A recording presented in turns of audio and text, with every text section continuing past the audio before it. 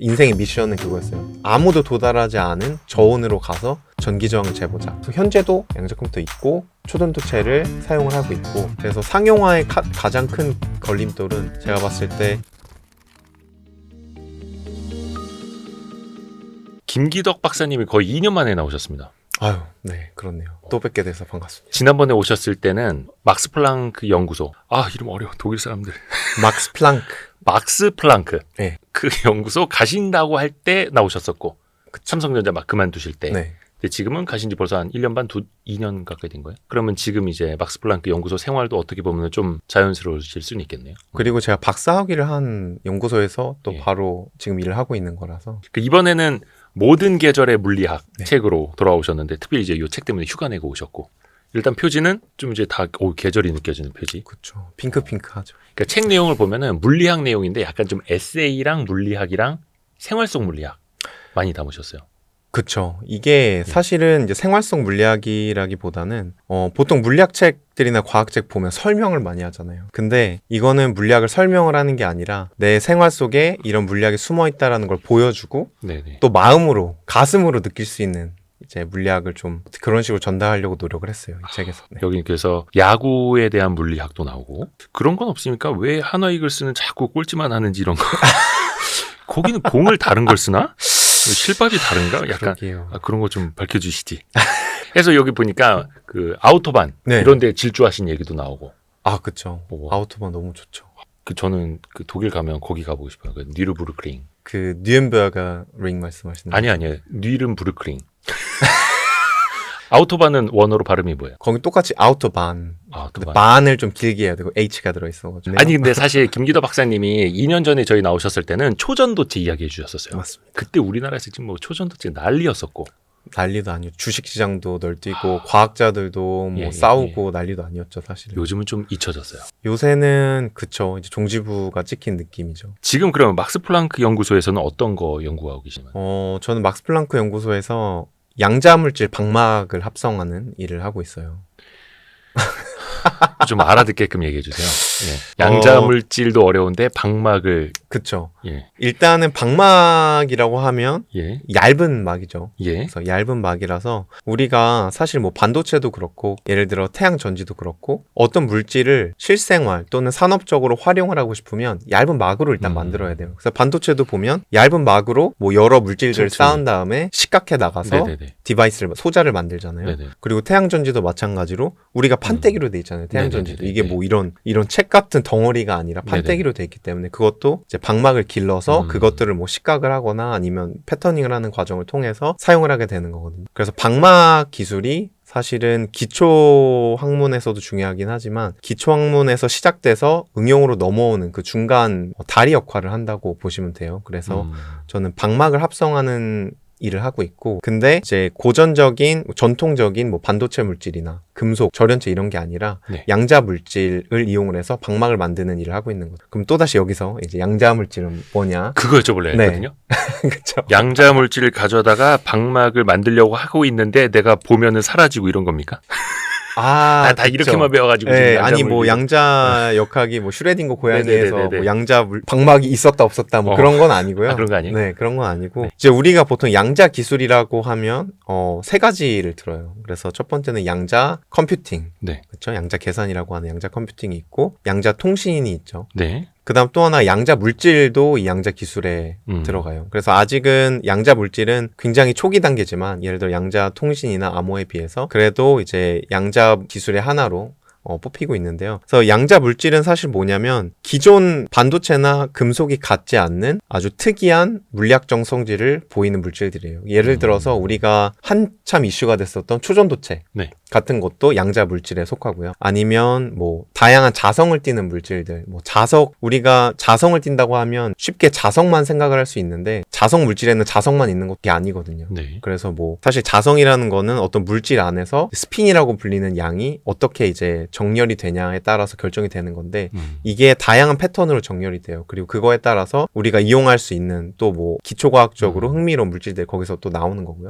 그래서 그런 자성 물질이라던가, 아니면 조금 더 어렵게 나가면 뭐 위상 물질이라 그래서 최근에 주목을 많이 받아왔던 이제 위상 물질, 그런 것들이 이제 양자 물질에 속합니다. 전공이 이제 물리 중에서도 더 세부적으로 들어가는 거죠. 제 전공은 고체 물리학이에요. 그래서 단단한 물질들을 연구하는 건데 이 단단한 물질들의 물리적 성질을 연구하는 게 고체 물리학이죠. 근데 지금은 양자 물질 그 중에서도 또 초전도체도 같이 연구하고 같이 계시고 하고 있어요. 초전도체를 포함한 양자 물질들을 좀 넓게 연구하고 있어요. 그게 어디에다 이걸 활용할 것이다까지 네. 목표로 하고 연구를 하는 거예요? 어느 정도 일면은 그런 면이 있고요. 네. 근데 일면은 그런 면이 분명히 있어요. 그래서 예를 들면 우리가 지금 사용하는 초전도체 같은 물질들은 모든 양자 컴퓨터들에는 초전도체가 다 들어가야 되거든요. 네.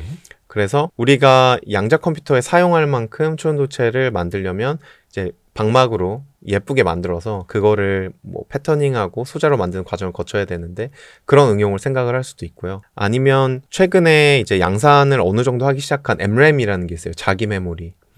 이런 자기 메모리 물질도 사실은 뭐 기본은 반도체지만 그 위에 후공정 과정에서 자석 물질들, 그러니까 자성을 띠는 물질들을 올려서 네. 이 자석 물질들을 이용해서 정보를 저장하고 쓰고 이렇게 하는 거거든요. MRAM, MRAM, 그쵸? DRAM 할 때 그 램. 그쵸. DRAM처럼 얘는 MRAM인 거예요. Magnetic RAM. 아, 마그네틱. 제가 연구하는 물질들이 바로 응용을 생각을 하고 있지 않은 부분도 있어요. 왜냐하면 사실은 저희가 연구하는 물질이 우리 수준에서 지금 우리가 생각하는 수준에서 응용 가능성이 있다고 판단되는 물질을 연구하면 사실 그건 이미 가치가 없는 거예요. 왜냐하면 새로운 일이 일어나지 않을 거라는 게 확실하니까 그렇게 되면. 그래서 다양한 물질들, 다양한 물리적 성질을 갖는 물질들을 방막으로 만들고 이 물질들을 조합해서 기대할 수 없었던 어떤 새로운 물리적 현상을 이 안에서 찾는 게 제일 중 하나고 아니면 방막으로 기르기 어려운 물질들을 다양한 기술을 이용을 해서 방막으로 만드는 거. 그런 일들을 제가 하고 있습니다. 기대할 수 없었던 현상.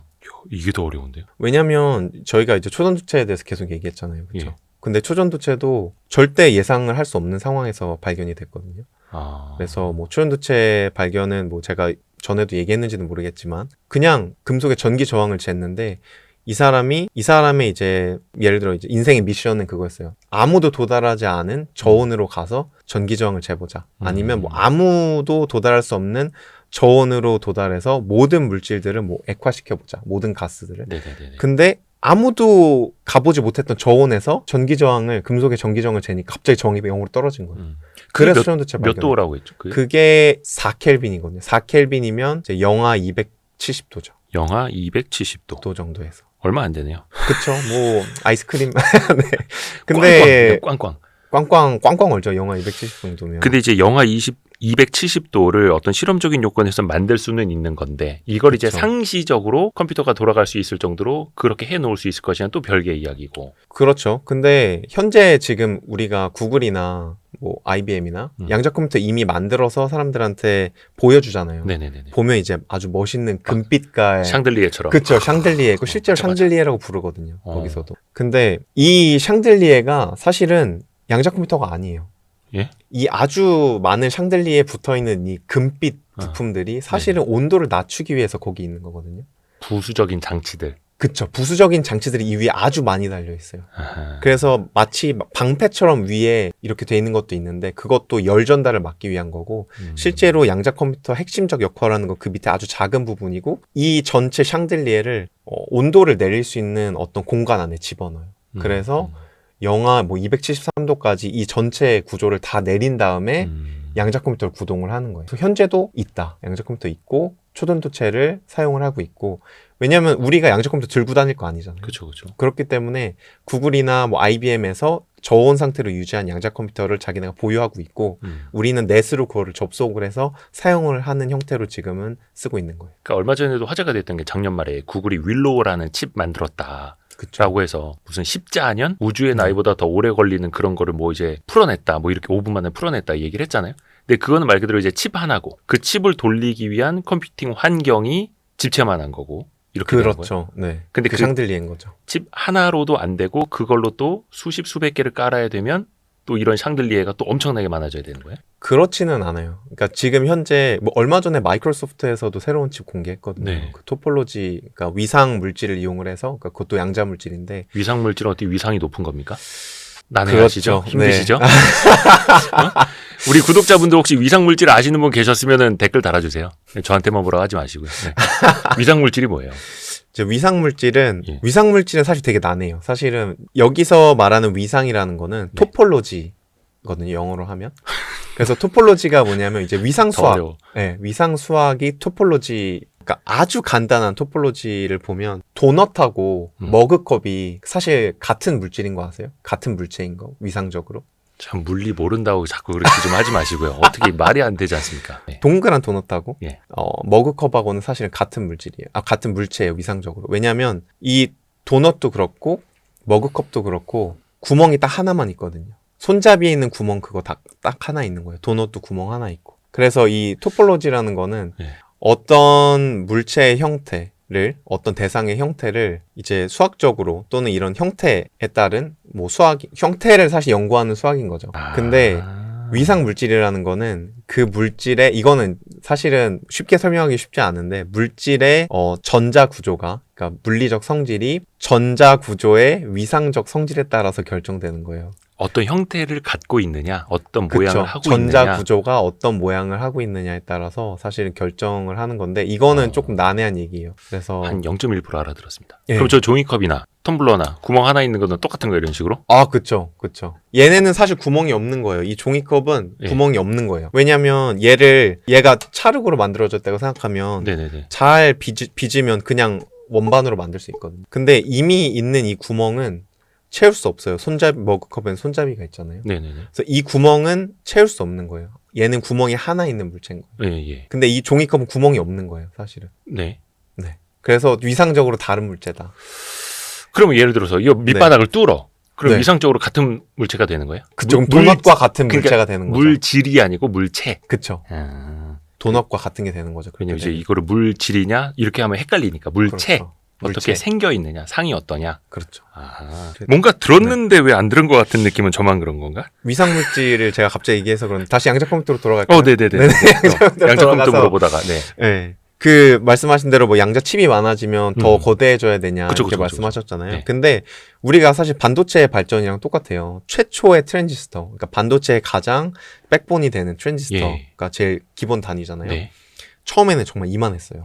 커다란 세모난 거 이렇게 달려가지고. 근데 지금은 저희가 아주 작은 거에 아주 작은 칩에 정말 셀 수 없이 많은 반도체 소자들이 들어가 있잖아요. 네. 현재 양자 컴퓨터 연구하고 있는 사람들도 결국에는 이제 큐빗들을 얼마나 더 많은, 얼마나 더 작게 만들어서 이 얼마나 예를 들어 뭐 정해진 공간 안에 많은 큐빗들을 집어넣느냐, 그리고 이 많은 큐빗들이 정상적으로 잘 작동하느냐를 연구를 하고 있고 그쪽 방향으로 달려가고 있는 거예요. 그래서 이미 뭐 IBM도 그렇고 구글도 그렇고 마이크로소프트도 그렇고 이미 집적 회로를 만든 상태고, 물론 이제 그게 상용화의 단계까지 왔냐는 조금 다른 얘기죠. 어느 정도 집적 회로까지 와서 이게 엄청나게 커질 필요가 없는 거예요. 그대로 사이즈는 어느 정도 유지하고 이 안에 더 많은, 뭐 우리가 지금 3나노, 2나노 공정 가는 것처럼 더 작은 이제 큐빗들을 집어넣고 있는 거죠. 더 많이. 그러니까 일반 반도체에서 많은 트랜지스터를 거기 안에다가 더 작게 만들어서 넣듯이 네. 큐빗 단위로 가는 양자 컴퓨터 칩도 마찬가지인 거고. 그쵸. 근데 이제 뭔가 이제 구조라든지 물질이라든지 일반 반도체랑은 또 다를 거 아니에요?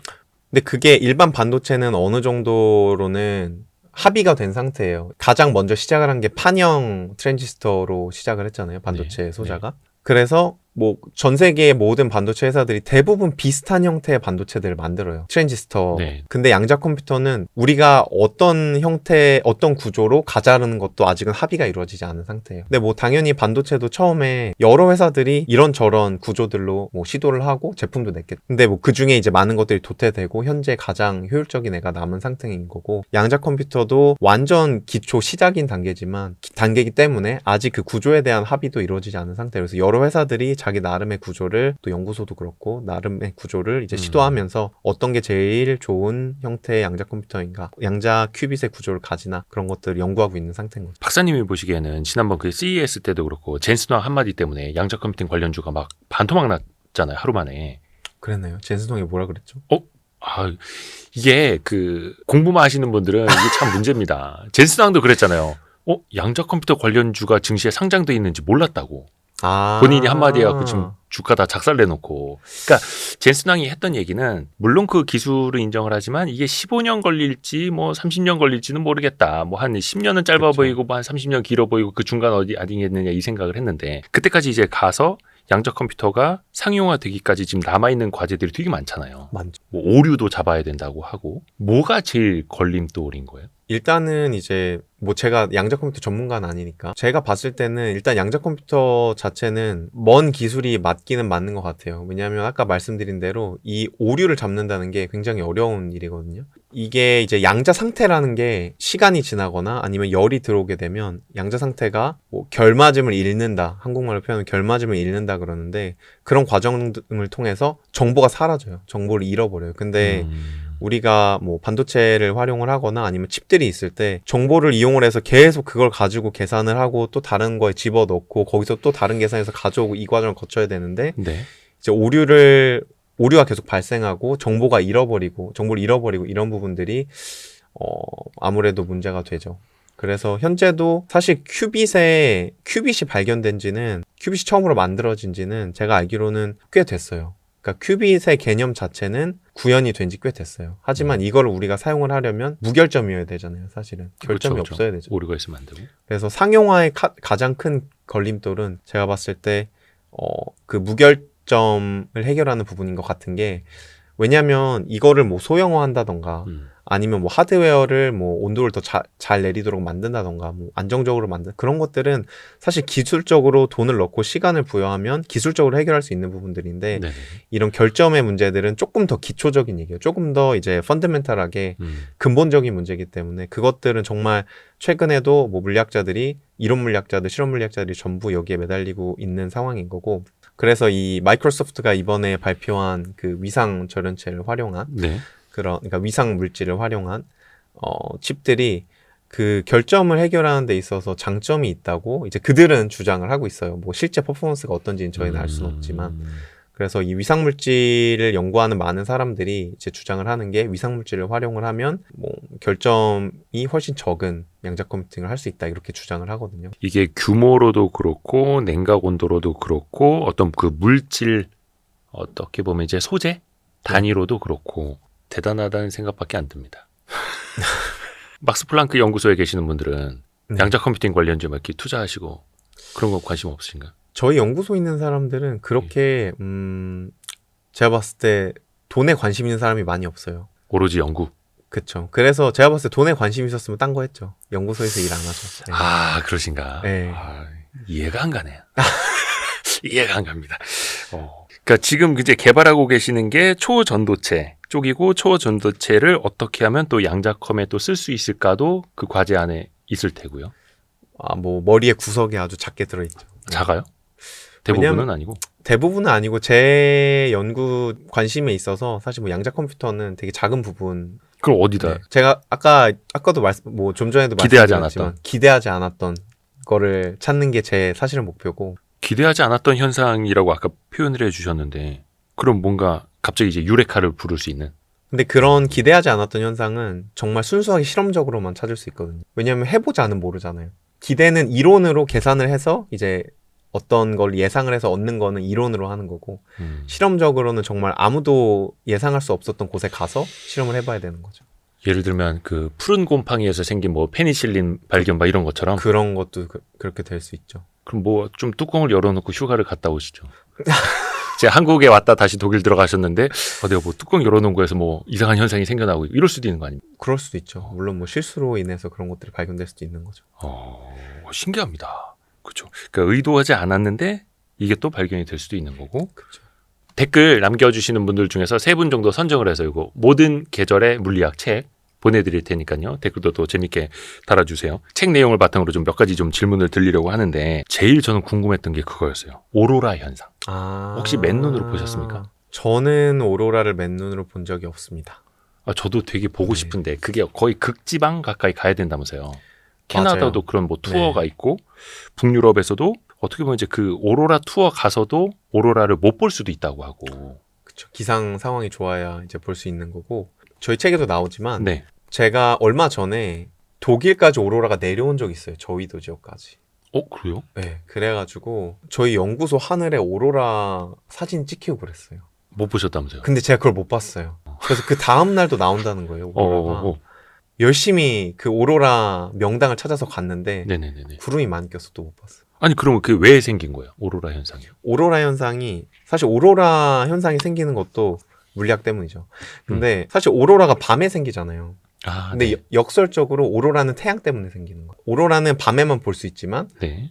오로라가 생기는 이유는 태양 때문이에요. 왜 그러냐면 태양이 사실 뜨거운 불덩이잖아요. 뭐 우주에 떠 있는. 네. 근데 이 안에서는 핵 반응이 계속 일어나고 있어요. 핵 폭발이, 핵 폭탄이 미친 듯이 터지고 있는 계속 거나 뻐뻐뻐뻐뻐. 마찬가지인데 네. 이렇게 핵 폭발이 계속 일어나면 여기에서 입자들이 튀어나오고 어떤 전하를 띤 입자들, 막 전자 같은 입자들이 막 튀어나와요. 근데 폭발해서 나오는 이 잔여물이 얼마나 에너지가 높겠어요. 얼마나 빠르고. 그 녀석들이 날아가면서 지구까지 직진을 해서 날아오거든요. 네. 근데 얘네들이 날아오다가 지구에 직접적으로 충돌을 하지 않아요. 왜냐면 이 빠른 입자들이 지구에 그냥 다 때려 박았으면 네. 지구가 남아나질 않았겠죠. 그래서 지구에는 사실 이 주변에 자기장이 형성돼 있어요. 그래서 네네네. 우리가 나침반으로 그 방향을 알 수 있는 게 네네네. 지구 자기장 자기장. 때문이잖아요. 근데 이 지구 자기장에 이 입자들이 태양에서 날아온 입자들이 잡혀요. 잡혀가지고 뱅글뱅글뱅글 돌다가 북극 혹은 남극으로 뚝 떨어지거든요. 그래서 이 입자들이 뱅글뱅글 떨어지다가 북극 남극에 있는 대기층에 막 부딪히면서 거기에서 이제 산란이라기보다는 뭐 결합이라고 재결합 된다고 하는데 여튼 거기에 부딪히면서 빛이 나는 거거든요. 그래서 그걸 우리가 보고 있는 거예요. 사실은 태양이 발하는 우리한테 쏴보내는 어떤 입자들이 대기층에 부딪히는 거를 우리 눈으로 보고 있는 게 오로라인 거예요. 그러니까 태양풍 속에 있는 전자가 계속해서 지구로 쏟아지고 있는데 그쵸. 그건 우리 또 느끼지 못할 정도로 이제 자기장이 묶어서 그쵸. 쌓아가지고 막 돌리다 보면은 북극으로 보내는 거죠. 북극 남극으로 가버리고. 네. 그럼 거기에서 이게 재결합이 되면서 시각적으로 나타나는. 그렇죠. 이렇게 알고 나니까 뭔가 환상이 깨지기도 하고 그냥 신비로우면서 저 뭐야 그랬으면 좋겠네. 저는 되게 소원이거든요. 가서 한번 보고 싶은데 최소한 한 열흘 정도는 휴가를 내야 된다 그래가지고. 맞아요. 기상이 아주 좋아야 보이기 때문에. 그러게요. 근데 이게 극지방에서도 이게 또 운이 좋아야, 기상 상태가 좋아야. 그렇죠. 구름이 없어야 되는 거. 구름도 없어야 되고 예를 들어 뭐 태양풍이 엄청 강하게 강한 날에는 더 강한 오로라가 보이겠죠. 근데 사실 우리가 태양의 스케줄을 조절할 수는 없잖아요. 뭐 여러 가지를 고려해야죠. 그 옹스트롬이라는 단위도 이야기하셨던데. 네. 얼마 전에 그 카이스트 김정호 교수님 나오셨을 때 저한테 옹스트롬 단위가 얼마인지 아냐고 물어보셔갖고 제가 답을 못했거든요. 네. 하여튼 많이 작은 거죠? 많이 작죠. 많이 작은데 여기 이제 제 책에도 설명을 한 건데 네. 뭐 옹스트롱이라는 단위를 사람들이 좋아하는 이제 현금으로 표현을 한 예. 장이 있어요. 그래서 통장에 있는 가상의 통장에 있는 예. 1,000억을 1,000원짜리로 뽑아서 네. 1억 장이잖아요. 그러면 네. 그렇죠? 그러면 1억 장을 쭉 늘여놓으면 110km 정도 된대요. 네. 그렇죠? 이게 서울이랑 충주 사이의 거리인데 요 서울 충주 사이의 거리를 1m라고 치면 이 1,000원짜리 한 장의 두께가 10나노미터 정도에 해당하거든요. 네. 그쵸? 네. 근데 1옹스트롱은 이 1,000원짜리 두께를 또 100분의 1로 나눈 게 1옹스트롱이. 그러니까 이게 얼마나 작은 거예요. 아니 근데 더 신기한 거는 이게 사실 현미경으로도 안 보이는 거잖아요. 현미경으로 근데 어떤 현미경을 쓰냐에 따라 다르죠. 근데 우리가 생각하는 현미경은 광학 현미경이거든요. 빛을 네. 보는 거 그렇죠? 세포 보고. 근데 전자를 이용한 현미경을 이용을 하면 원자 볼 수 있어요. 옹스트롱 단위의 원자도 다 볼 수 있어요. 그 연구하시는 분들은 그럼 그걸 이제 뭐 보면서 뭘 하는 거예요?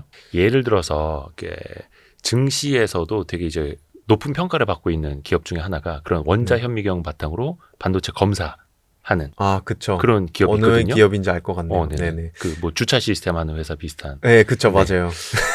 근데 그러면 이거를 실제로 사용하시는 분들은 반도체 검사나 이런 것뿐만이 아니라 연구할 때도 옹스트롬 단위를 뭔가 보면서 할 수 있는 거예요? 옹스트롱 단위를 측정을 루틴하게 하죠, 저희도. 그래서 뭐 원자를 본다기보다는 그 어떤 주차 시스템 거기는 원자 힘 현미경이라는 거를 제조하는 회사잖아요. 그래서 원자 힘 현미경도 옹스트롱 단위를 측정을 할 수 있어요. 근데 원자 힘 현미경은 그 높이를 측정하는 거예요, 단차를. 그래서 이제 옹스트롱 단위의 단차. 그래서 따지고 보면 원자 하나 예를 들어 여기에 원자 2층이 쌓여 있고 여기에 원자 1층이 쌓여 있어요. 네. 그러면 이 계단을 잴 수가 있는 거예요. 이 원자 힘 현미경은. 그래서 잴 수 있죠. 그 두께를 잴 수 있는 거예요. 루틴하게. 원자가 하나가 있는가 두 개 있는가? 그럼요. 1층인가 2층인가? 당연히 가능합니다. 그게 지금 현재 인류가 도달한 기술 수준이. 그게 하여튼 중요한 거잖아요. 원자가 두 개 층이 그럼요. 있느냐 한 개 층이 있느냐. 당연하죠. 저희 뭐 그게 하늘과 땅 차이일 수도 있는 거예요. 하늘과 그 땅 세계에서. 저희 미시세계에서. 반도체 얘기할 때 막 2나노, 3나노 얘기하는데 하늘과 땅 차이죠. 나노 단위보다 작은 거죠, 원자가. 10분의 1 단위인 거죠. 나노의 10분의 1 나노의 10분의 1. 원자 단위가. 그렇죠. 옹스트롱. 근데 거기에서 더 작게도 들어갈 수 있는 거고. 옹스트롱보다 더 작게 들어가면 피코미터라고 피코미터. 해서 더 작은 단위가 있죠. 그게 우리가 양자라고 불리는 단위가 그럼 어디부터예요? 우리가 흔히들 양자 단위라고 하는 거는? 근데 사실 그러니까 양자 단위라고 하는 거는 이거는 제가 봤을 땐 조금 케이스 바이 케이스긴 한데 네. 보통 사람들이 뭐 양자 단위라고 부르는 거 아니면 양자 스케일이라 그러잖아요. 그래서 어느 정도로 크기가 작아져야 양자 현상이 보이느냐라고 네네네. 하거든요. 보통은 사람들이 예전에 생각하기로는 그냥 원자 하나 수준으로 작아야 거기서 뭐 에너지 양자화라든지 이런 양자 현상이 일어난다고 생각을 했어요. 네네네. 그 양자 역할을 계속 연구하다 보니까 단일 수준의 원자 크기뿐만 아니라 좀 커다란 분자도 양자의 현상을 보인다고 연구가 되고 있거든요. 일반적으로 보자면 보통은 수 나노 스케일이 되면 네. 양자 현상이 중요해진다고 보시면 돼요. 수 나노, 네, 그러니까 10나노 이하로 내려가면 어느 그쵸. 정도 양자 현상이 나타날 수 있다. 양자 현상이 더 중요한 영역으로 진입을 하는 거죠. 그러니까 양자 단위가 몇 옹스트롬 뭐 이게 아니라 그렇죠. 양자 현상이 나타나는 시점부터 양자 단위 이렇게 볼 수도 있는 거예요. 양자 스케일이라고 볼 수 있는 거죠. 그거를 그 정도 스케일에서 양자 현상이 일어난다. 또 하나 이게 조금 물리학자셔서 그런 건지 아니면 그 좀 맛에 민감하셔서 그런지 모르겠는데 책을 보니까 커피를 내려서 드실 때도 저울을 사용하신다고요. 그게 제가 저울을 쓴 건 아니고 네.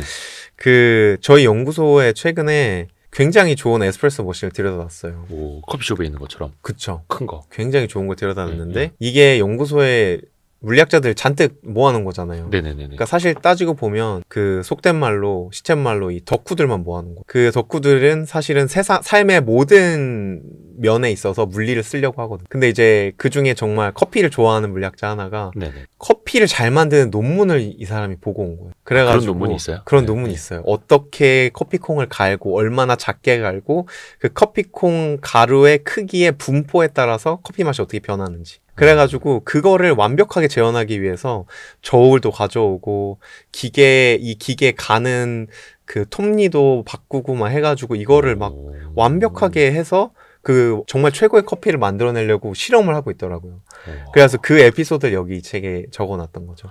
그러니까 보통 이제 뭐 원두의 질이라든지 로스팅 정도 그쵸. 아니면 이제 분수의 굵기, 뭐 수압 뭐 이런 거에 따라서 좀 달라진다고는 하는데 그게 막 최적의 맛이라는 것도 있는 거예요. 그러니까 그래서 이게 원두 단위도 그렇고 우리가 이제 뭐 믹스 커피라고 하는 것도 그렇고 왜 카누 같은 것도 원두를 이제 HML이라고 하나 이것도 뭐 하여튼 레드 투 믹스 막 이런 걸로도 이제 만들지 않습니까? 근데 이것도 무슨 뭐 분사 건조, 동결 건조 막 승화 현상 이렇게 설명을 하시더라고요. 그렇죠. 커피 속에도 물리학이 있다고. 이게 인스턴트 커피를 말씀하시는 거잖아요. 인스턴트 아니면 커피. 뭐 우리 시체말로 알커피라고도 하죠. 네네네. 네. 근데 이게 사실은 알커피도 커피는 커피예요. 왜냐면 뭐 커피를 만들어서 우리가 알커피를 제조하는 거지 화학물질을 막 섞어서 뭐 뻥 폭발시켜가지고 아니니까. 인스턴트 커피가 나오는 게 아니니까 일단은 커피를 만들어요. 커피를 만든 다음에 얘를 사실 가루 상태로 만들어야 되거든요. 네네네. 근데 가루가 된다는 거는 수분을 제거하는 거예요. 그래서 수분을 제거하는 방식이 두 가지가 이제 대표적인데 하나는 분사 건조 방식, 나머지 하나는 동결 건조 방식이. 그래서 분사 건조는 조금 저렴한 편이에요. 그래서 만들어진 커피를 작은 입자로 뿌려가지고 그게 이제 뜨거운 공간에 가게 만들면 물이 다 날아가겠죠. 그러면 이제 가루가 돼서 떨어지는데 근데 커피 좋아하는 사람들 알 거예요. 이게 커피 너무 뜨거우면 아니면 커피 콩 이런 거 너무 뜨겁게 볶으면 네네네. 산패되고 산화되고 뭐 기름이 이상하게 맛이 바뀌고 그러거든요. 그래가지고 이 분사 건조 방식은 싼 커피예요. 비싼 커피는 동결 건조 방식 씁니다. 그래서 커피를 얼려요. 일단 얼린 다음에 얘를 밀폐된 공간 안에 놓고 여기는 공기를 다 뽑아버려요. 공기를 뽑아버리면 언커피에서 물만 쏙 빠져나가거든요. 그거를 승화 현상이라고 하는데 그 승화 현상을 이용해 가지고 이제 커피 가루를 그렇게 차가운 데서 만드는 거예요. 요런 애들이 비싼 인스턴트 커피. 얼어져 있는 얼린 에스프레소에서 공기를 쭉 빼버리면 기체로 그냥 날아가 버리고 그쵸. 그럼 거기도 똑같이 이제 가루는 남는데 가루는 남죠. 아하 그렇게 해서 분사해서 건조한 방식이냐 아니면 승화 시킨 그쵸. 방식이냐에 따라서 그리고 후자가 훨씬 더 맛있는 거예요. 고급스럽고 후자가 더 이제 향도 좋고 맛도 좋다고 해요. 그래서 더 보통 비싸고 과정도 공정도 어렵고. 공정이 어려우니까. 네. 오, 이것도 몰랐네. 그 커피도 사실은 이제 커피 좋아하시는 분들 아실 거예요. 이게 드립 커피 맛이 다르고 압력, 높은 압력으로 추출한 에스프레소 방식 다르고 그쵸. 그거는 어디에서 오는 차이라고 봐야 돼? 압력? 아무래도 이제 우리가 드립 커피라고 하는 거는 그냥 단순하게 중력을 이용하는 거예요. 그래서 드립 커피 해보시면 알겠지만 커피 가루도 되게 빽빽하지 않고 좀 성기게 그렇죠. 이렇게 있고 그게 물이 그냥 자연스럽게 흐르면서 거기에 있는 커피 성분들을 이렇게 쭉 뽑아내는 거잖아요. 네. 근데 에스프레소는 일단 얘를 꽉꽉 뭉치고 고압의 증기를 쏴버리죠. 네. 그러니까 커피 콩 안에 있는 모든 성분을 강제로 다 뽑아내는 거나 마찬가지인 거예요. 그냥 흘러가는 게 아니라 그쵸. 꽉 눌러가지고 꽉 눌러가지고. 짜내가지고 그쵸. 그리고 온도 자체도 증기를 이용하기 때문에 훨씬 높죠. 이게 그래서 왜 압력밥솥으로 해먹는 밥이랑 네. 그냥 이제 압력 없이 해먹는 밥이랑 또 맛이 다르잖아요. 그럼요. 그런 차이랑 비슷한 거예요. 일견 그런 면이 없진 않죠. 왜냐 압력밥솥을 쓰는 이유가 물에 끓는 점이 달라지기 때문이에요. 물 100도씨에 고온도. 끓잖아요. 그렇죠? 근데 압력밥솥을 쓰면 물이 더 높은 온도에서 끓거든요. 그래서 밥을 더 높은 온도에서 빠르게 지을 수 있는 거예요. 그래가지고 이제 뭐 더 맛이 좋다고 하긴 하는데 더 빠르기도 하고. 또 압력이 참 맛에 많은 영향을 끼치네요. 저는 이 책 보고 솔직히 모카포트라는 거 처음 알았어요. 아 정말요? 네, 전 몰랐어요 모카포트. 근데 이거 저도 그래서 찾아보니까 사고 싶더라고요. 하나 사셔도 이거 근데 유럽에는 정말 집마다 하나씩 꼭 있는. 이 이탈리아에서는 거의 이걸로 뭐 많이 먹는다고. 그쵸. 집에서는 거의 다 이 모카포트로 이거 비싸지도 않아요. 그러니까 한 인터넷으로도 뭐 싼 거는 뭐 2, 3만 원짜리도 있고 그쵸. 10만 원이 안 넘더라고요. 그쵸. 근데 근데 에스프레소를 만들 수 있어요. 그러니까 이게 압력으로 뭐 이렇게 뭐 1,000만 원짜리 기계가 아니라 커피숍에서 그 우리 커피 내려주는 건 뭐 1,000만 원, 2,000만 원 하더라고요. 그럼요. 자동차 자동차 값이요. 그쵸. 이거는 어떤 원리예요? 모카포트는? 그러니까 모카포트도 결국 압력을 이용하는 거긴 한데 큰 에스프레소 기계가 뭐 물을 끓여서 고압으로 어딘가 이제 압축을 시켜서 그거를 증기를 내보낸다면 모카포트는 순전하게 이제 밑에다가 물을 끓이고 그 물이 나갈 수 있는 구멍을 되게 제한적으로 만들어 놨어요.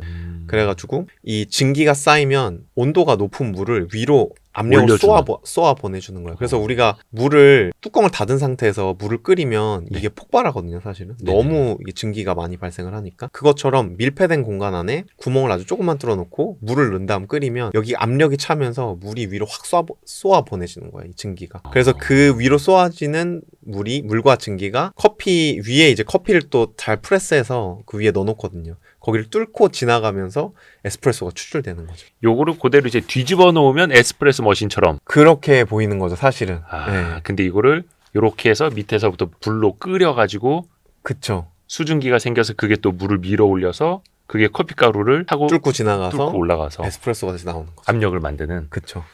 신기하다. 그 자외선 차단제에 대한 이야기도 이제 과학적으로 나오던데요. 일단은 자외선 자체가 위험하다라는 그 꽤 많이 알려진 것 같아요. 맞아요. 그 뭐 피부암 발생하기도 하고 원래 그 유럽인가 미국 사람들은 자외선 차단제 잘 안 발랐다 하더라고요. 지금도 그렇게 잘 바르진 않아요. 왜냐하면 이 사람들이 해가 잘 안 뜨잖아요, 유럽은.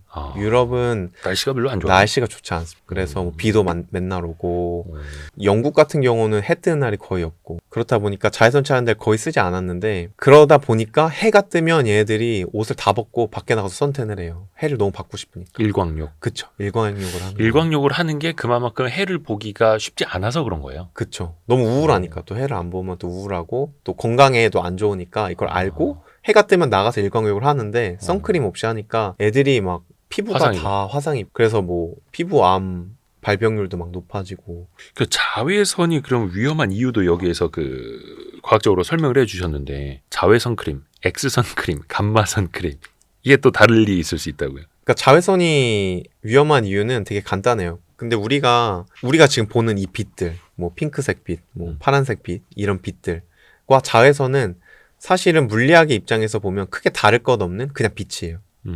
근데 자외선과 우리가 눈으로 볼 수 있는 가시광선이 다른 점은 자외선은 우리가 볼 수 있는 영역을 넘어서 더 에너지가 높은 빛이에요. 에너지가 높은 빛. 에너지가 큰 빛. 그리고 파장이 짧은 전자기파예요. 그러니까 파장이 짧다 길다 이거. 네. 근데 전 되게 헷갈리더라고요. 그게 파장이 짧은 게 에너지가 큰 거예요. 크다. 네. 근데 이렇게 생각하면 편해요. 파장이 짧으면 더 빨리 떠는 거거든요, 사실은. 아하. 그래서 드드드드드드. 드드드드 더 빨리 떨잖아요. 그래서 에너지가 더 높다고 생각을 하면. 그래서 자외선이 에너지가 높은데 보통 우리 몸을 이루는 물질이나 아니면 세상에 존재하는 많은 물질들, 원자들이 자외선 빛을 받으면 이 안에 있던 전자들이 밖으로 튀어나가는 현상이 발생해요. 아니면 이 전자들이 어떤 다른 상태로 간다던가. 뭔가 깨지는 거예요. 깨진다고 볼 수도 있죠. 근데 얘네들이 원자들이 원래 있던 자리에 있어야 되는데 다른 데로 이동한다던가 아니면 이 전자가 다른 데로 가버려서 물질이 사실 변형이 될 수도 있거든요. 근데 그런 일들이 뭐 우리 몸 안에 있는 DNA 수준에서 일어난다던가 세포 수준에서 일어나게 되면 이런 물질 자체가 변형이 되면 우리 몸에 외계 물질이 들어온 거나 마찬가지잖아요. 외부 물질이. 그래서 많은 문제들을 일으키게 되는 거죠. 그래서 피부가 상하는 것도 그 작용 중에 하나. 실제로 피부가 이 에너지가 높은 빛에 타버리는 거나 마찬가지인 거예요. 그러니까 살탄다고 하는 게 딱 네. 그거고. 진짜로 타버리는 거예요. 에너지가 높은 빛을. 그래서 구릿빛 돼서 좋은 게 아니라 절대 아닙니다. 어떻게 보면 성질이 변하는. 성질이 바뀌어버리는 거죠. 선크림 어디 자주 바르시나요? 저는 뭐 야외 활동을 그렇게 많이 하진 않아서. 연구실에만 계셔가지고. 네. 오. 근데 약간 그 예전에 코로나 때 네. 저는 그 자외선 라이트를 아예 샀거든요. 네. 요즘 LED로도 그게 이제 구현이 되니까. 그쵸. 그때 그거 갖다가 뭐 소독하기도 하고. 맞아요. 마스크 같은 거 썼던 것도 한번 소독하고 왜 우리가 식당 가면은 컵 소독하는 거 자외선 살균기 맞아요. 있잖아요. 자외선 살균기. 그러면 그게 만약에 세기도 조절할 수 있는 거야? 자외선의 세기를? 그럼요. 약간 살균용. 그게 이제 자외선의 색이라고 하는 거는, 그러니까 우리가 물리학에서 빛의 색이라고 부르는 거는, 네. 빛의 양이에요. 그러니까 얼마나 많은 광자, 그러니까 빛은 광자라는 입자로 이루어져 있는데 네. 얼마나 많은 광자가 들어오냐. 근데 빛의 세기를 세게 하는 거는 예를 들어서 우리가 조명도 전구 하나 있을 때보다 두 개 있을 때 밝잖아요. 네네네. 똑같아요. 자외선도 자외선 전구가 램프가 있잖아요. 뭐 아시겠지만 이제 자외선 소독기 사면 그 안에 자외선 램프가 들어있거든요. 그렇죠. 그래서 그냥 램프의 개수를 단순히 늘리면 아. 세기는 더 강해지는 거예요. 왜 우리 LED 소자 이렇게 많이 넣으면 조명이 이렇게 더 밝아지듯이. 그렇죠. 아하. 광량으로. 그러면 그게 자외선 살균기를 진짜 엄청나게 크게 세게 만들면 그걸로 뭐 바이러스만 죽이는 게 아니라 네. 곤충도 죽일 수 있고 벌레도 죽일 수 있고 작은 동물도 죽일 수 있고 막 그런 거예요. 제가 봤을 때는 예. 일반 빛도 예. 엄청나게 세게 만들면 눈부셔 죽고. 모든 걸 다 아니 왜냐면 레이저로 지져서 사람이 타 죽잖아요. 그러니까 그것도 결국- 빛이니까. 그쵸. 빛이 에너지를 전달을 하는 건데 결국에는 다 태워서 죽일 수가 있는 거죠. 하기자 그 레이저도 어떻게 보면 그거를 더 집속이라고 해야 되나?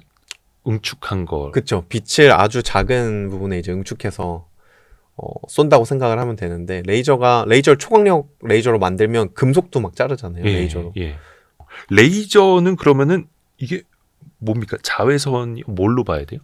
그러니까 레이저도 우리가 생각보다 조금 어려운 말이긴 한데 뭐의 약자냐면 네네네.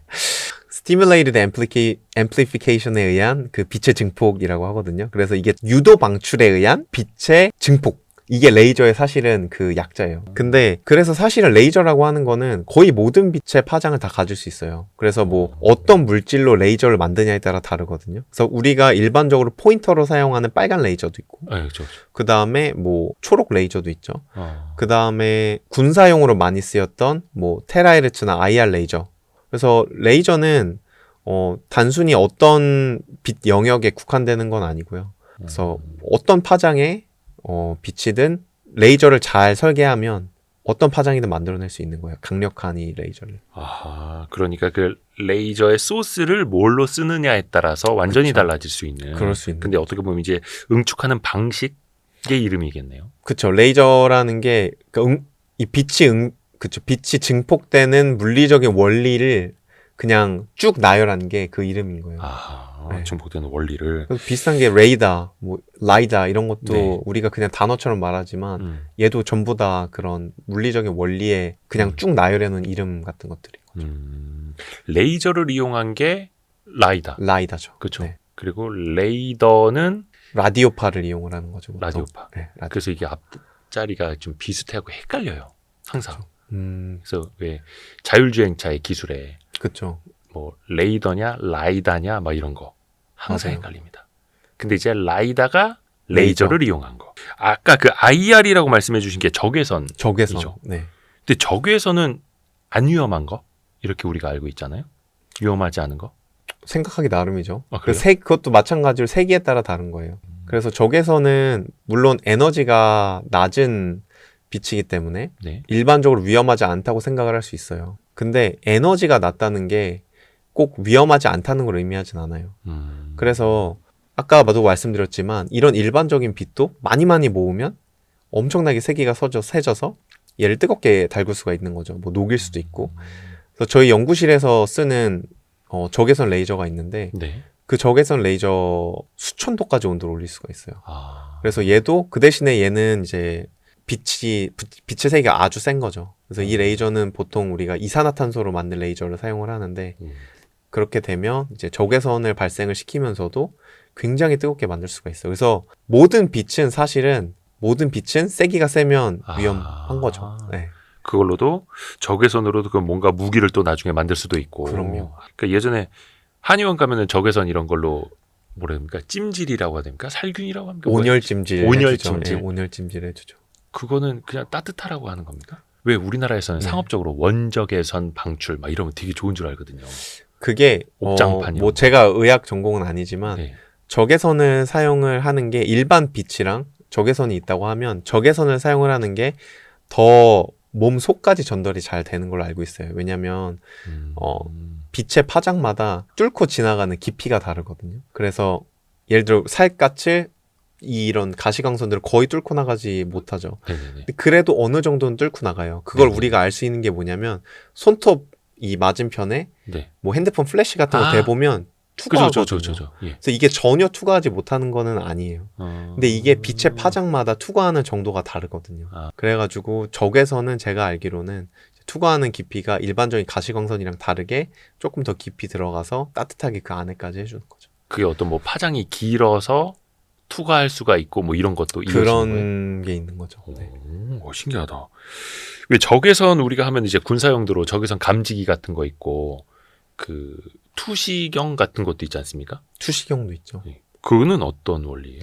야간 야간 그쵸. 투시경. 야간 투시경이 있는데 이거에 사실 양자역학 때문이에요. 네. 야간 투시경이 가능한 이유가 양자역학 때문이에요. 여기에서? 네. 네. 그래서 야간 투시경은 그냥 쉽게 물리학적으로 말하면 적외선을 볼 수 있는 카메라랑 비슷하다고 보면 되거든요. 네네. 그렇죠? 그 그냥 적외선을 탐지해내는. 그쵸. 적외선 카메라인 거예요. 똑같이. 네네네. 우리가 빛을 보는 카메라가 있는 것처럼 일반적 가시광선을 보는 카메라가 있는 것처럼. 음. 근데 이 적외선을 보는 카메라가 왜 가치가 있냐? 그렇죠? 왜 이게 중요하냐? 왜냐하면 사람들이 네. 체온이 있잖아요. 네네네. 근데 모든 물체는 따뜻하면 빛을 내요. 따뜻하면 빛을 네. 낸다. 모든 물체는 온도에 따른 빛을 내는데 사람 체온은 그렇게 뜨겁진 않잖아요. 네. 그래서 사람 몸은 이걸 흑체 복사라고 하는데 예. 이 흑체 복사라는 과정을 통해서 적외선을 방출합니다. 음. 근데 이거를 아주 쉽게 볼 수 있는 예가 어렸을 때 혹시 뭐 모르겠어요. 약간 민속 의학이긴 하지만 네. 어머님이 이렇게 손 손 따주시잖아요. 따주는 거. 근데 예. 저희 어머님은 손 따기 전에 꼭 라이터로 이 바늘 지졌어요. 소독하는 거 아니었습니까? 그쵸. 소독을 예, 하는데 예, 예. 이걸 오래 지지면 빨개지거든요. 아, 그죠. 근데 물체가 뜨거워지면 이렇게 빨개지. 빨개지잖아요. 예. 이게 흑체 복사예요. 근데 보통 흑체 복사가 물체가 뜨거워지면 뜨거워질수록 파장이 짧아지는데 네. 빨개졌다는 거는 우리 눈에 보일 만큼의 가시광선 파장이 된 거고요. 아. 근데 우리 체온은 그만큼 뜨겁진 않잖아요. 예. 그러니까 적외선이 나오는 거죠, 몸에서. 아. 더 뜨거워지면 자외선이 나오는데 그게 뭐냐면 태양이에요. 태양이 우리한테 가시광선도 분명히 주고 있지만 네. 너무 뜨겁기 때문에 자외선 영역, 파장이 아주 짧은 자외선 영역까지 나오는 거예요. 그래서 우리가 자외선 크림 발라야 되는 거죠. 흑체 복사가 일단은 어떻게 보면 이제 빨갛게 달아오를 정도로 이게 열이 우리 시각적으로 가시광선까지 되는 거고. 그쵸. 그래서 몸에서 열 날 때 얼굴 빨개지는 거는 그럼 피가 도는 건가? 그거는 네. 아는 척 하려다가. 근데 그만큼 온도에 따른 이제 빛이 있는 거고 그거를 감지해내는 게 투시경 같은 거고. 그쵸. 적외선 탐지기. 탐지기를 하면 그쵸. 아무것도 안 보이는 가시광선이 없는 데서도 우리 몸이 빛을 발하니까 그걸 보는 거예요. 그래서 적외선 영상 보면 사람한테 뭔가 벌금 빛이 그쵸, 나는 그쵸, 것처럼 그쵸. 보이잖아요. 뭔가 사람 이미지가 보이는 게 아니라. 동물들도 마찬가지고. 그쵸. 그래서 그게 이제 몸이 발하는 적외선을 보는 거예요. 낙엽이 떨어지는 거랑 새가 지나가는 거랑 또 달리 보이는 그렇죠. 거고. 오, 신기합니다. 또 그 책에서 음식 뭐 햄버거인가 샌드위치 가지고도 이야기를 해주셨는데 겹겹이 쌓으면 더 맛있어진다. 아. 이게 물리학이랑 무슨 상관이 있어요? 그 겹겹이 쌓이면 맛있어진다. 그 음식은 사실 바클라바예요. 그게 터키의 전통 음식인데 네. 얇은 반죽하고 네. 꿀하고 설탕하고 버터하고 그 다음에 피스타치오하고 막 겹겹이 쌓아가지고 이제 구조를 만든 거거든요. 네. 근데 이거를 이제 이건 음식이잖아요. 네. 근데 물질들도 여러 물질들을 이렇게 겹겹이 쌓으면 재미있는 현상들이 일어나고 또 우리가 유용한 어떤 디바이스들, 소자들 아니면 이런 기계들을 만들 수가 있어요. 이런 것들을 보통 뭐 반도체 이종 구조 아니면 뭐 양자물질 이종 구조 이렇게 얘기하는 이종이라는 건 서로 다른 물질들을 붙였다는 의미예요. 네. 뭐 대표적인 게 우리가 쓰는 반도체도 전부 다 이렇게 겹겹이 쌓아서 만드는 것들이고 네. 여기 이 책에서 소개한 것 중 하나가 초격자라는 것이 있어요. 반도체 초격자. 초격자. 네, 초격자. 초격자가 뭐냐면 우리가 A라는 물질이 있고 B라는 물질이 있어요. 네.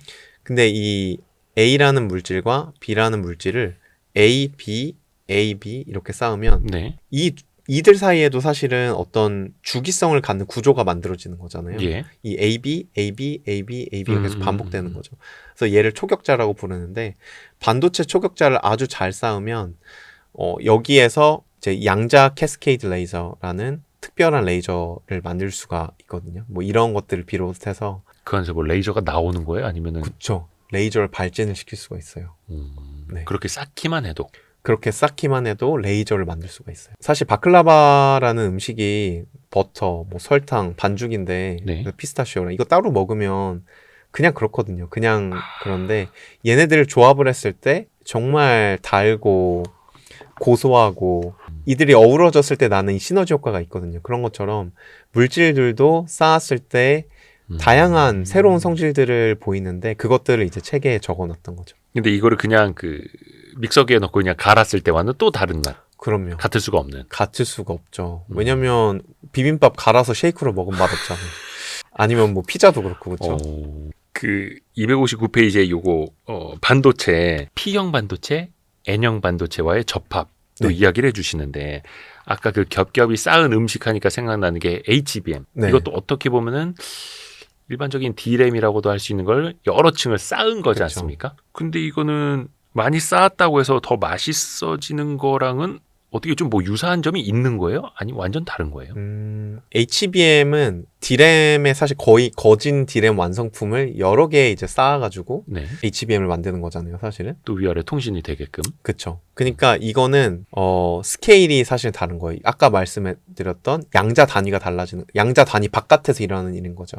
그래서 D램 단위들을 스태킹을 한다고 했을 때, 네. 뭐 이 정확한 두께는 모르지만 이 D램 하나의 스택은 수 나노미터 단위의 스케일은 절대 아닐 거예요. 그래서 굉장히 두꺼운 이미 고전적인 영역에 진입한 이런 소자들을 쌓는 것이기 때문에 사실은 단순하게 물론 뭐 공정이나 아니면 이것들을 사용하는 관점에 있어서는 어려울 수 있죠. 근데 HBM을 쌓는다 그래서 어떤 새로운 물리현상이나 새로운 현상을 기대할 수는 없어요. D램을 많이 쌓는다 그래서. 근데 이제 여기서 말씀드렸던 뭐 PN 접합이나 아니면 초격자 같은 경우는 네. 이 주기들 아니면 이 쌓는 두께들이 뭐 수 나노미터, 수십 나노미터 이런 단위들이에요. 그러면 물질과 물질 사이의 계면에서 이 사이에서 네.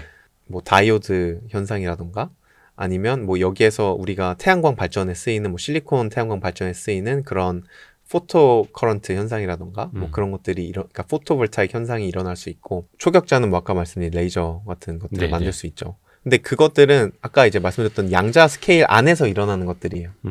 그 외에 우리가 HBM 이야기하면은 계속해서 본딩 기술도 이야기를 많이 하거든요. 네. 이것도 이제 그냥 쌓는데도 그 방식이 또 다르다고 하고 삼성전자 그쵸. 방식 다르고 하이닉스 방식 다르다고 하고 그게 또 뭐 한 16단 이상으로 가면은 지금 방식 뭐 TC 본더가 아니라 하이브리드 본딩으로 가야 한다 이야기하는데 네.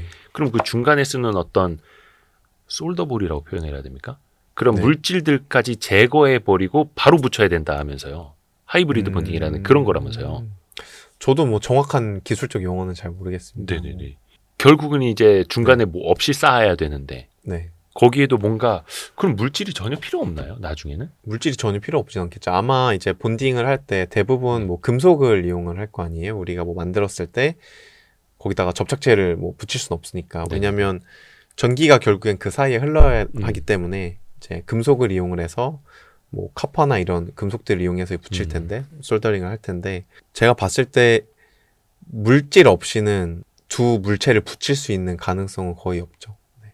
물질 없이는. 그쵸. 어떻게 접착제가 없이 네네네. 이 물체들을 서로 붙이겠어요. 나중에 이게 그러면은 정말로 여러 단을 붙여야 되면 어떻게 하게 될까? 이게 본딩 기술이 어디까지 진화할까? 혹시 뭐 이런 거는 고민해 보시지 않으셨어요? 큰 고민은 안 해봤던 것 같아요. 근데 여러 단을 쌓는 거는 일단은 이제 본딩 수준에 있어서는 하나하나 만드는 거는 뭐 지금 잘하는 일이지만 예. 본딩 수준에 있어서는 제가 알기로는 이 발열을 해결하는 문제들이 많이 발생하고 있다고 들었거든요. 왜냐하면 우리가 이제 어떤 소자를 만들든 발열이 굉장히 심해요. 왜냐하면 반도체 소자는 그 안에 우리가 전선을 그려 넣죠, 사실은. 네. 근데 그 그려 넣을 때 이 전선의 얇기가 아주 얇아져요. 그러면 전기 저항이 작아지게 되는데 전기 저항이 작으면 발열이 올라가게 됩니다. 반대로. 근데 이 발열이 엄청나게 뜨거운 애들을 쌓는다고 생각을 해보세요. 그러면 열이 어디 갈 데도 없고. 그러니까 이 반도체 소자 자체 퍼포먼스 떨어지고 수명도 떨어지고 뭐 아주 많은 문제가 발생을 하게 되겠죠. 그래서 뭐 미래에 이게 무한대로 당연히 쌓을 수는 없고 그 열 문제를 완전히 해결하지 않는다면 뭐 완전 새로운 기술이나 아니면 새로운 설계가 필요하겠죠. 단순히 우리가 지금 반도체 크기를 줄이는 거에서 새로운 구조로 지금 가고 있잖아요. 왜냐하면 크기를 줄이는 거에서 많은 문제들이 발생을 해서 네네네. 뭐 예를 들어 발열도 그중 하나고 뭐 효율이 떨어지는 것도 있고 여기도 마찬가지로 결함이 작게 만들다 보니까 결함이 너무 많이 발생하는 것들도 있고 그것처럼 한 방향으로 계속 밀고 가는 거는 본딩에 있어서도 아마 언젠가는 한계가 올 거다. 근데 지금은 아직 우리가 한계를 논할 때는 아닌 것 같고 이제야 막 본딩 기술들이 발전을 시작을 한 거잖아요. 그래서 뭐 본딩은 아직 좀 갈 길이 더 있다라고 저는 생각을 합니다. 결국엔 그래서 이제 뭐 발열 문제 때문에 어떤 뭐 쿨링 기술들, 액체 냉각, 뭐 액침 냉각 여러 가지 또 이야기가 나오는 거잖아요. 그러면은 뭐 연구하고 계시는 뭐 초전도체가 됐건 소재로 이거 자체로 또 완전히 판을 바꿀 수도 있는 거고요. 열을 잘 뺄 수 있는 물질들 예. 이 있다면 판을 바꿀 수도 있고 아까 말씀하신 초전도체처럼 어떤 저항 때문에 발열이 결국에는 발생을 하는 거잖아요. 그래서 뭐 굳이 저항이 없어도 되는 그런 영역에 있는 도선들을 초전도체로 대체한다던가 그런 식으로 하면 발열을 크게 줄일 수 있겠죠. 그리고 뭐 쿨런트를 이용을 해서 저온에서 계산을 하게 된다면 물론 뭐 초전도체를 사용을 할 수도 있고 그렇게 되면 이제 열 문제가 좀 해결이 될 수도 있겠죠. 근데 뭐 이걸 이제 보통 크라이오 컴퓨팅이라고 하거든요. 그 저온에서 우리가 컴퓨팅을 진행을 하는 거를. 네. 왜냐면 이렇게 다양한 물질들, 새로운 물질들 쓸 수 있는데 그리고 저온에서 우리가 반도체를 아니면 어떤 소자들을 오퍼레이팅 했을 때, 그러니까 작동을 했을 때 더 좋은 효율을 기대할 수 있는 부분들이 있으니까 예. 그거를 저온에서 하는 소자를 만들어 보자라고 하는 분야를 이제 크라이오 컴퓨팅이라는 분야도 있어요. 네. 그런 분야는 제가 봤을 때는 발열에 대해서 큰 걱정은 없을 것 같아요. 아예 그래서 뭔가 다음 세대로 갈 수도 있는 준비를 또 하고 있는 거고. 그쵸. 뭐 어느 방향으로 갈지는 모르겠지만 사람들이 준비를 하고 있긴 하죠. 그래서 기대하지 않았던 현상이 나타날 수도 있는. 아, 그럼요. 저희가 독일 막스 플랑크 연구소에 계시는 김기덕 박사님이 최근에 쓰신 모든 계절의 물리학 이 책 이야기를 바탕으로 이야기하고 있는데요. 그 막스 플랑크 연구소에는 노벨상 수상하신 분들 되게 많다면서요. 그쵸. 그러니까 일단은 막스 플랑크 연구소가 독일에 하나만 있는 건 아니에요. 몇 개더라? 제가 찾아보니까 85개? 네, 85개가 분야별로 있다고. 있어서 그 막스 플랑크라는 분이 사람 이름이잖아요. 막스 플랑크는 그쵸. 양자역학을 창시한 사람의 이름이 막스 플랑크예요. 훌륭하신 분. 그럼요. 네네. 이분이 이제 지금 계시지는 않죠. 예. 아, 그쵸. 예. 돌아가셨죠. 근데 막스 플랑크 협회라고 하고 그 산하 연구소가 85개라고 하는데 네. 그 예산이나 이런 건 다 어디에서 어떻게 조달하는 거예요? 다 국가 예산입니까? 그쵸. 그 연방정부, 독일 연방정부에서 예산이 많이 나오고요, 대부분. 그리고 물론 뭐 기업이나 이런 곳에서 기부를 할 수도 있죠. 근데 막스 플랑크 연구소의 기조 자체는 완전 독립이에요. 기초 연구에 완전 독립이기 때문에 막스 플랑크 연구 소속 연구자가 예를 들어 저는 이제 고체 연구소 소속인데 네. 제가 기업 펀딩을 받아가지고 기업의 연구를 하는 것들이 사실상 뭐 금지는 아니지만 장려되지 않고 거의 일어나지 않고 있어요. 왜냐하면 기초과학은 완전 독립적이어야 된다고 생각하기 때문에. 네네네네. 아니 그래서- 근데 이게 현실적인 문제는 독립하는 건 좋은데 그만큼의 연구 자금이 필요할 거 아니에요. 근데 그거는 이제 나라에서 예산으로 독일 연방정부에서 나오는 거죠. 그리고 사실은 막스 플랑크 연구소가 여러 개 있지만 굉장히 분야가 넓어요. 그래서 이게 뭐 연구비가 많다고 생각할 수도 있지만 물리학, 화학 이런 분야만 있는 것이 아니라 뭐 금속 연구소 아니면 과거 같은 경우는 뭐 탄소 아니면 석탄 연구소 아니면 법 연구소도 있고요. 뭐 인류 문화 연구소도 있고 굉장히 많은 기초 연구 분야들이 이 막스 플랑크 연구소에 소속이 돼 있어요. 그래서 실제로 이 많은 분야들에 전부 다 지원을 해줘야 되기 때문에 그렇게 많은 전폭적으로 많은, 그러니까 상상할 수 없이 많은 돈이 여기에 들어가는 건 아니고요. 그리고 이 막스 플랑크 연구소에서 일할 수 있는 보통 단장이라고 하죠. 그런 사람들의 수도 굉장히 제한적이기 때문에 사실은 뭐 사실 모든 대학에 다 이 정도로 펀드를 주고 지원을 해주면 말이 안 되죠. 그거는 정말 뭐 말이 안 되는 일이고 굉장히 소수의 사람들에게 지원을 해주고 그것들을 독립성을 주는 거기 때문에 가능한 일인 거죠. 사람이 많지는 않아요? 그렇게까지 많지는 않습니다. 오. 네, 소수 집단이고요. 아 그래요? 네, 그 소수 집단에 김기덕 박사님이 계시다는 거. 네, 제가 운이 좋게도 그렇게 됐습니다. 그 한국인이 좀 많이 계신가요? 저희 연구소는 이제 막스 플랑크 고체 연구소인데요. 전체 5명 정도 있는 것 같아요. 전체가 몇 명인데요? 고체 연구소만. 그 중에 네네. 한국 사람은 5분. 5명 정도인 것 같아요. 정확히는 모르겠지만. 오. 근데 여기서는 그러면은 좀 기초 연구가 많이 독립되어 있다라고 말씀을 해주셨는데 네. 나중에 거기에서 연구 결과 나오면 독일 정부께 되는 겁니까? 이걸 이제 독일 정부라기보다는 뭐 막스 플랑크 협회에 어느 정도 펀드를 받았기 때문에 거기가 광고할 그게 있는 거죠. 라이트 있는 권리가 있는 거죠. 왜냐하면 이 사람을 우리가 발탁해서 계속해서 안정적인 펀드를 지원을 해줬기 때문에 그 사람들이 우리의 연구 결과다라고 얘기할 수 있는 거죠. 그러니까 저기 뭐야 김기덕 박사님이 예를 들어서 나중에 노벨상을 받으셔도 그 논문에 대한 저작권은 연구소에 있는 거 아니에요? 사실 논문은 저작권이라는 개념이 그 조금 결과물 같은 거, 뭐 발견한 물질 막 이런 거. 뭐 근데 연구 결과는 사실 소유가 없잖아요. 우리가 그 논문을 쓴다는 것 자체가 공개하는 퍼블리시 한다 거니까. 그러잖아요. 그렇죠? 공개하는 거고 예를 들어서 뭐 코카콜라 레시피처럼 뭐 공개 그런 안 하고 것도 근데 산업화를 할 사실 거냐. 산업화를 하는 거고 퍼블리시 된 거는 사실 공개된 것들인 거죠. 그 연구 환경은 우리나라랑 비교했을 때는 좀 어떠세요? 너무 좋죠. 사실 저는 뭐 한국에서도 오래 연구를 했고 네, 또 네, 독일에서도 오래 연구를 했는데 일단은 연구 환경, 그러니까 절대적인 돈의 양만으로 쳤을 때, 연구비의 양만으로 쳤을 때, 제 생각에는 저희 연구 그룹이나 아니면 뭐 막스 플랑크의 대부분의 연구 그룹이 더 많다고 생각하진 않아요. 왜냐하면 한국에도 기초과학연구원이라는 좋은 시스템이 있어서 네.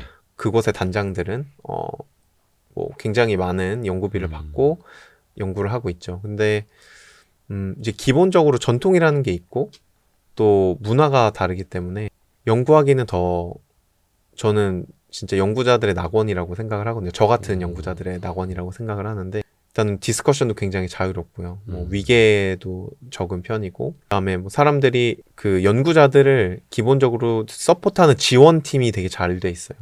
그래가지고 연구자들이 정말 연구에만 집중하고 다른 뭐 행정적인 부분이나 뭐 다른 부분들에 있어서는 최대한 행정 직원들이 서포트해주고. 서포트를 굉장히 많이 해줘. 뭐 구매, 뭐 모든 것들에 관련해 서포트를 다 해주고 일단 정신 자체가 우리는 성과를 낸다. 이게 정신이 아니라 우리는 세계 최고 수준을 유지한다. 이게 목표예요. 그래서 뭐 논문을 1년에 몇 편 내야 된다. 한국은 그게 사실은 굉장히 이슈예요. 뭐 1년에 몇 편을 내야 너가 뭐 조교수가 되고 부교수가 되고 아니면 1년에 몇 편을 내야 너가 우리 연구소에 들어올 수 있고 우리 연구소에서 뭐 직장을 유지할 수 있고. 근데 이미 막스 플랑크 연구소라는 장소는 사람을 뽑을 때부터 굉장히 신중하게 뽑고 그 다음에 우리가 한 이 신중한 선택에 대해서는 100% 믿는 거예요. 그래서 너의 가능성을 보고 너를 데려왔으니까 이제 우리가 지원해주는 거에 대해서는 의심하지 않겠다. 열심히 해라. 이렇게 되는 거죠. 이게 사실 우리 기준으로 봤을 때 약간 의아하긴 하죠. 그래도 예산이 들어갔고 저 기부해준 사람들도 있고 기업들도 있는데 성과를 내야지. 연구 결과 가져와서 이걸 또 어떻게 우리가 제품화할 건지도 같이 고민해 봐야지가 사실 이제 우리의 사고 방식인데 그렇죠. 독일은 어찌됐든 간에 돈이 투입이 됐으면 이거 갖다 뭔가 좀 퍼포먼스를 좀 내려고 할 거 아니 그런 인식 자체가 다른 거예요? 이게 리뷰가 아예 없는 건 아니거든요. 리뷰가 있긴 있어요. 근데 제가 알기로는 이 리뷰에서 잘린 사람은 아무도 없고요. 여기서 이제 낙점을 맞은 사람은 아무도 없고 제가 봤을 때 이거는 사실은 마인드셋이거든요. 이 사람들이, 그러니까 저는 단장은 아니에요. 저는 이제 연구 그룹을 운영하는 연구 그룹장인데 예를 들어 이제 우리가 회사에서 보면 임원에 해당을 하는 게 막스 플랑크 연구소 단장급이에요. 뭐 이번에 한국에서 차미영 교수님이라는 분도 막스 플랑크 연구소 단장으로 가신다고 하는데 그 사람들은 사실 내가 누군가 지켜보고 있다 그래서 연구를 하는 사람 그런 수준을 뽑은 게 아니에요. 그러니까 막스 플랑크 연구소 단장들은 정말 세계 최고 수준의 물리학자들 아니면 뭐 생물학자들 뭐 각 분야의 학자들을 거기에 데려오는 거기 때문에 이 사람들은 사실은 누가 감시하기 때문에 잘하는 게 절대 아니에요. 그냥 자기가 이걸 너무 좋아서 하는 거고 정말 이 마음에서 우러나서 연구를 하는 것이기 때문에 진짜 완전 순수과학으로 정말 순수과학으로. 그래서 이 사람들을 감시하고 통제한다는 것 자체가 제가 봤을 때는 논센스거든요. 뭐 정부에 누가 이 사람들한테 조언을 줄 수가 있겠어요. 사실 이렇게 자기의 삶을 여기에 다 바친 사람들한테. 그러니까 사실 그래서 우리나라가 기초과학이나 순수과학에서 좀 약하다라는 비판들 좀 많이 받고 있지 않습니까? 근데 또 반대로 어떻게 보면 응용 기술은 되게 뛰어나고 다 일장일단이 있는 거기는 한데 어떻게 보면 또 이게 순수과학이 또 순수과학에만 머물러서는 안 된다라는 게 또 우리의 생각이기도 하고 순수과학이 그냥 순수하기만 남으면 이게 또 문학이랑은 또 다르니까. 그렇죠. 일단 우리나라 사정을 보면 응용과학을 굉장히 잘하는 세계의 사실 탑이죠. 뭐 반도체도 자동차도 그렇고 뭐 배터리도 그렇고 그렇죠. 그 산업화하는 데는 진짜 귀신들이죠. 그렇죠. 그 한국은 사실은 뭐 그런 면에 있어서는 세계 모르겠어요. 한국 사람들이 한국에 대해서 자부심이 그렇게 많은 것 같진 않은데 저는 뭐 외국에서도 오래 살고 뭐 이 안에 있으면서도 그렇고 충분히 자부심을 가져도 될 만한 기술력과 응용 과학에 있어서는 정말 세계 정상과 뭐 어깨를 견줄 만한 위치에 있다고 생각을 하고요. 기초과학의 측면에 있어서는 아무래도 좀 역사가 짧기도 하고요. 그리고 우리가 반드시 모든 분야를 세계 최고들만큼 해야 되는 건 아니잖아요. 예를 들어 미국이 모든 분야에서 세계 최고는 아니잖아요. 독일이 모든 분야에서 세계 최고는 아니잖아요. 그래서 우리나라가 기초과학이 우리나라 일단 여건과 뭐 어떤 역사적인 맥락과 그 안에서는 충분히 열심히 하고 있다고 생각을 하고요. 기초과학이 그럼에도 불구하고 필요해요. 왜냐하면 제가 생각하기에 기초과학의 역할은 노벨상을 받는 게 아니에요. 사실은 기초과학의 역할은 교육이에요. 왜냐하면 물리학과, 생물학과, 화학과 뭐 이런 학문들 이거는 말 그대로 기초거든요. 그래서 이 학문들의 전문성을 가진 사람이 이 나라에 없다면 이게 얼마나 나라 전체적으로 큰 문제가 되겠어요. 그래서 기초과학은 절대로 포기하면 안 되는 것이고 우리가 교육을 포기하지 않듯이 우리나라에 이 기초과학 지식이 없다는 거는 정말 근본이 없는 응용과학을 하는 거나 마찬가지죠. 그래서 너무 노벨상을 받지 못했다고 뭐 아쉬워할 필요는 없을 것 같고요. 이 기초과학이 그래도 훌륭한 뭐 응용과학자나 아니면 훌륭한 뭐 과학자나 아니면 심지어는 훌륭한 기업인을 키워낼 수 있는 교육의 역할을 하고 있다는 것만 해도 저는 충분히 그 역할을 톡톡히 하고 있다고 생각하고 뭐 노벨상이나 뭐 이런 다양한 반짝반짝한 것들은 자연스럽게 이제 기초과학이 발전하면서 시간이 지나가면서 따라올 수도 있는 것들이라고 생각합니다. 약간 이쯤에서 그 댓글로 분명히 달릴 법한 내용을 제가 좀 질문을 드리고 싶은데 그러니까 우리나라의 아주 우수한 인재들 순수과학제 연구하시는 분들이 많은 지원을 또 받고 미국으로 중국으로 독일로 이렇게 많이 해외로 나가시잖아요. 네. 그 인재 측면에서 참 발전이 되고 좋은 거긴 한데 많은 것도 배우고 연구하고 근데 우리 국가 입장에서 보면은 네. 너무 좋은 인재들을 뺏기는 거 아니냐 이런 좀 자성의 목소리도 높지 않아요? 일단은 뭐 예. 제 생각에는 기초 과학에 있어서는 사실은 이게 어느 나라의 소유다라는 거는 없는 것 같아요. 그래서 예를 들어 우리가 손흥민을 영국에 뺏겼다고 생각하지 않잖아요. 손흥민이 아니면 뭐 예를 들어 제가 예전에 류현진 선수가 굉장히 멋있다고 생각했는데 우리가 류현진 선수를 미국에 뺏기지 않았잖아요. 그래서 류현진이라는 정말 뛰어난 선수가 우연히도 한화에서 한화 네. 네. 한화에서 네. 잘 정말 선수로 길러져가지고 뭐 당연히 그 과정에서 뭐 국가 장학금도 받았을 수도 있고 뭐 한화의 전폭적인 지원을 받았을 수도 있죠. 그래서 미국에 가서 활동을 하다가 그것도 이제 나름의 또 국위선양인 거죠. 그렇죠. 한국인으로서 뭐 국위선양도 하고 뭐 물론 개인적인 뭐 꿈도 이루고 그리고 돌아왔잖아요. 그렇다고 우리가 류현진 선수를 잃었다고 생각하지 않잖아요. 그런 것처럼 과학자들이 기초과학이 발달한 미국이나 뭐 독일이나 또 다른 나라가 어디 뭐 영국이나 뭐 프랑스 이런 데로 나간다고 해서 그 사람을 잃는 거는 아니라고 봐요. 그리고 과학은 사실은 국적이 없는 게 맞거든요.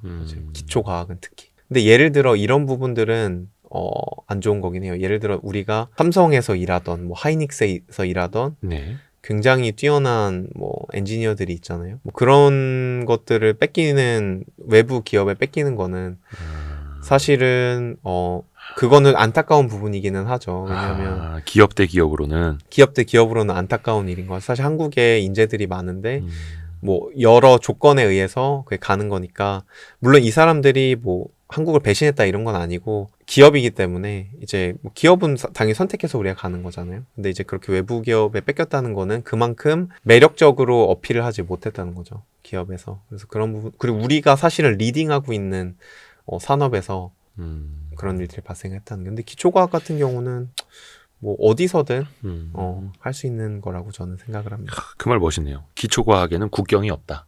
국경이 없죠. 이게 사실 우리나라 기초과학 또 그게 또 응용과학의 미래가 될 수도 있겠고 또 한창 이제 과학을 또 공부하려는 꿈나무들한테도 네. 그렇고 우리 자녀들을 그렇게 또 잘 한번 키워보고자 하는 또 부모님들에게도 또 메시지가 될 수 있을 것 같아서 좀 여쭤봤고요. 마지막으로 연구자로서 꼭 이루고 싶은 목표가 있으시다면요.